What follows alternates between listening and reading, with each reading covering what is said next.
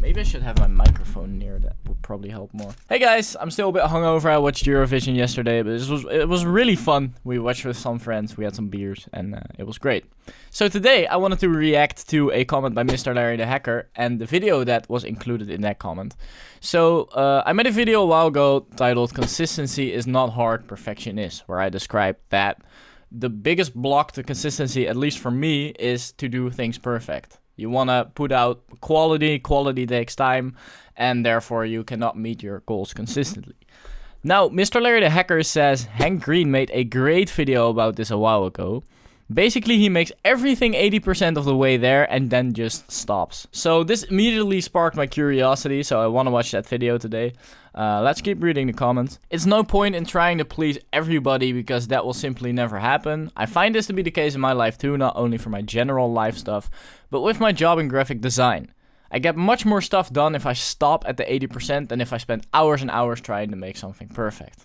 Alright, I appreciate the input, and I am very curious to see the video by Hank Green, so we're gonna watch it right now. I looked up fair use, and apparently it is legal to just react to videos and give your own opinion. This is why I want to show snippets of the video and to just add my commentary / input to it. So yeah, let's go. I am extremely lucky. One of the keys to productivity is having financial and mental and social stability, and I have all those things. I just lucked into it. 3, my...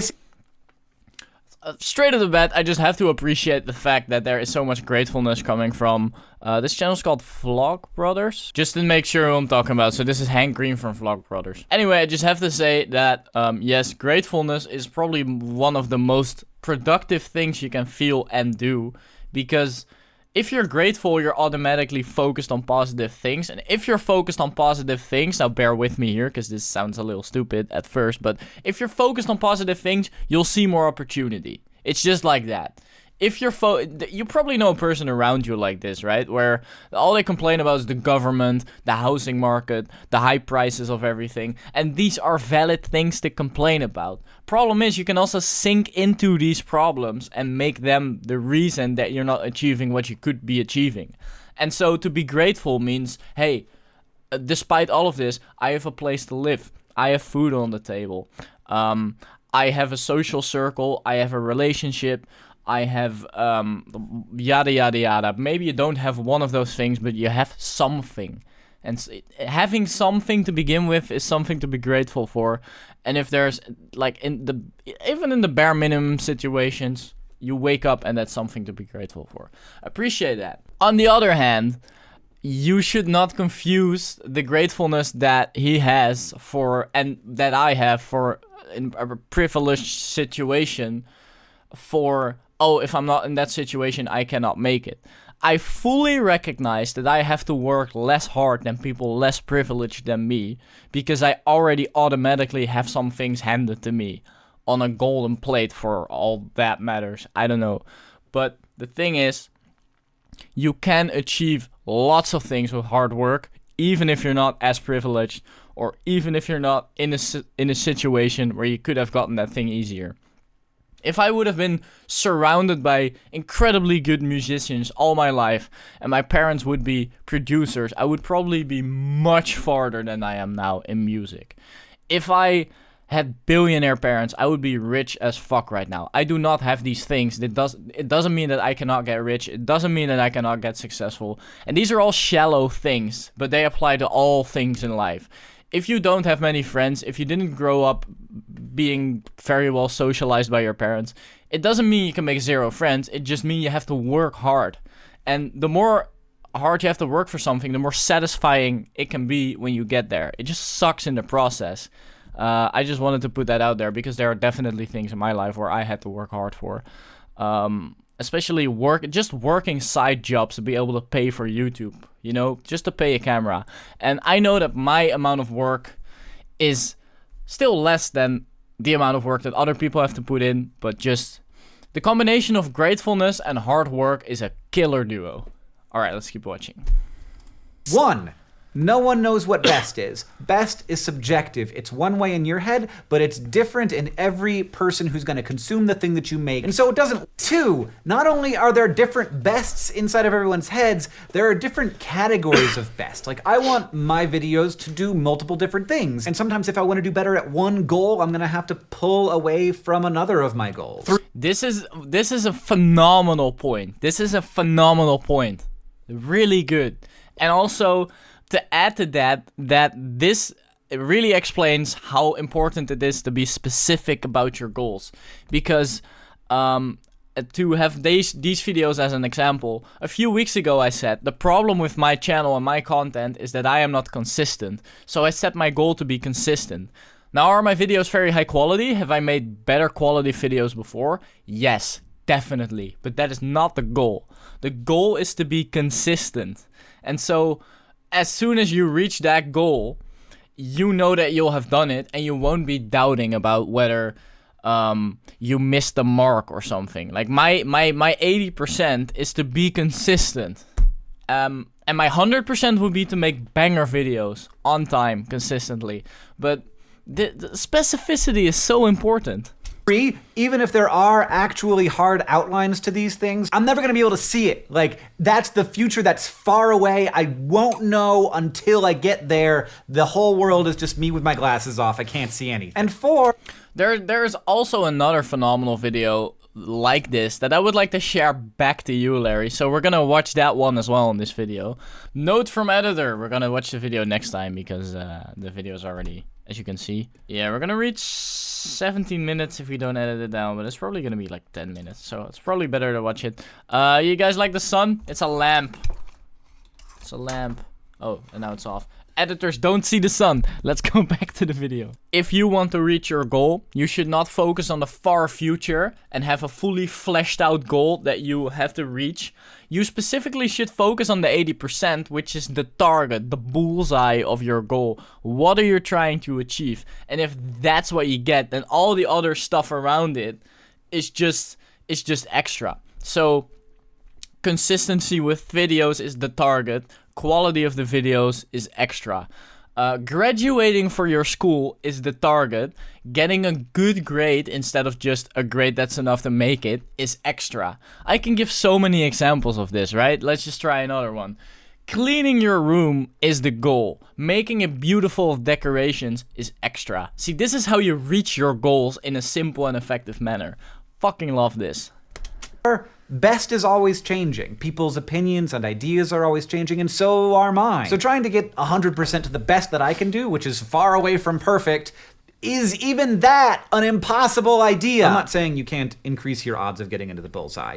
Yes, you can. That's what the 80% is about. But I am saying you'll never really know where you're gonna hit until you actually throw the dart. And if you spend a ton of time thinking about how you're gonna throw the dart and you never throw it, you might be doing a whole lot of work that isn't actually helping. This is also a good point. This is also a good reversed way to look at it. Like, the 20% that he's talking about is excess work. So throwing the dart is the goal, but the excess is just trying to get right and trying to throw the dart. Nobody throws a dart by thinking about it for 5 minutes. This also has to do with overthinking. This is the whole process of reaching a goal is so complicated, and there's so many things to be associated with it. Yet somehow it seems that all of these are so relatable to all of us. Talk about overthinking, talk about procrastination, talk about making your goals specific, and also the perfectionism. They sound like 4 different things. They're part of the same process of just, I have a goal and I want to reach it. And the advice here is basically the advice I've also been giving in the video, and the advice that I want to keep sending to you guys, which is decide what you want to do and do it. It's sometimes things can be so incredibly simple, but you make it complicated because there's assumptions in your head of what that reaching the goal should look like. But challenge these assumptions. Actually ask yourself, is this what I'm reaching for? Maybe if you're starting a YouTube channel and you look at other channels, the assumption is that your videos actually have to look really good. Look at the channels you are subscribed to. Is this true? Are all the videos that you watch incredibly high quality. Maybe this is the case, and maybe this is what you want to make. If you're gonna write a book, does your writing have to be the best fucking writing there is out there? Or is there also something to, I don't know, writing in a funny style, writing in an authentic style? So many examples as this as well. I'm in the zone today, ranting, baby. All right, let's keep watching. Now, stopping at 80% is hard, especially when your 100% isn't that good yet because you're new to whatever thing you're doing. And that's even harder when you have that one thing that cannot be taught, good taste, because you know how bad your thing is. But worse than that, and this is sort of a separate tip. Before we get the separate tip, this is also something that reminds me of productivity in general and how people skip over rest, which is something I'm guilty of as well. Just the idea that if you go to the gym, some people go to the gym maybe twice a week, 3 times a week, and that's enough for them, and that's good. Some people are like, I want to be a gym bro. They go 5 times a week, and it's not a competition, you know, but I don't know how I want to phrase this. There's just people that prioritize gym more than other people, and then I would assume that going 5 times is better. However, there's also people that are like, okay, so going 2 times is effective. Going 5 times is probably the best you can do. What if I go every day? And then the question becomes, wait, so now you're going every day. Are you now reaching your goal by going every day? Or are you actually missing on rest and doing worse than the person that goes 5 times a week? Or even worse than the person that goes 2 or 3 times a week? Think about that. That's incredible. Just the fact that you can do something good, but do too much good, and then you start doing bad. So you're reaching for 100%, but 80% along the way you're already done. And then the last 20% of the way, you start fucking it up because you're just obsessed with getting that 100%. But like this guy said, you don't even know where the 100% mark is. You don't know what it looks like. You're just aiming at something, hoping it will get better, wishing it won't get worse. But you don't know because you didn't make it specific. And it's unnecessary work. You are gonna know the thing you create better than anyone else will ever know it. You're gonna know all of its imperfections, all of its issues, all of the things that it could have been, but it isn't. So you're gonna... This is the biggest pain of being a creator. It's in your head. You want to put it out there. And you know, because your brain is like this supercomputer that can just produce any imagination that you dream up as like a vision. Especially if you're creative and you like making things, you have vision sometimes. I don't know if this makes sense to... this does make sense. I just trust that this makes sense to people that are creative. But if you have a specific strong vision of what you want to make and you start making it and it starts slightly skewing away from that vision more and more and more, it fucking hurts. Because you know, you can... If you had the means, if you have the time, the money... the network, you could have made something incredible. And I think everyone can make something incredible. But sometimes you just don't have the means. And that fucking hurts. And there's power in just stopping at whatever your level is. So that at least you will have made something. And I will say, I have made many things. And for example, the clip Slapped In is probably one of my proudest works. But this is purely because I had the money, I had the means, I had the time, I had the luck. And there are so many other video clips I made that I think are trash. It's just hit or miss. I don't know how this process works. You just have to keep trying. Dude, I'm hiccuping through this story, man. Alright. We're almost through the video. You're gonna see that flawed picture of the thing that you make, whereas when you look at something someone else made, you won't see those things. So your things are always going to look worse than other people's things. So in my mind... Getting it done is success. Getting it perfect is not, especially because perfect doesn't exist. This is my... I get why you recommended this video, MrLarry, because this connects so well with the whole consistency is the goal, not perfection. And then this is like getting it done is the goal, not perfection. Fantastic recommendation. I appreciate that so much. Thank you, Larry. Secret to productivity, not just because it helps me do a bunch of stuff, but because it helps me learn a bunch of stuff, learn how to do new things, and get more data points as to what's working and what people like and what I like doing. And as I get to 80% of the best that I can do over and over again really fast, suddenly my new 80% is way better than my old 100% ever could have been. That's incredible. And then somehow you strive past 100%. So you strive past your past perfection. Past has two meanings in English. You go over your old level of perfection by not being perfect. That's the perfect paradox. Holy shit. What a revelation. Hey, thanks, man. I appreciate that. I'll see you. Well, it was Mark, right? I'm gonna drop a like on this. I love it. Oh, no.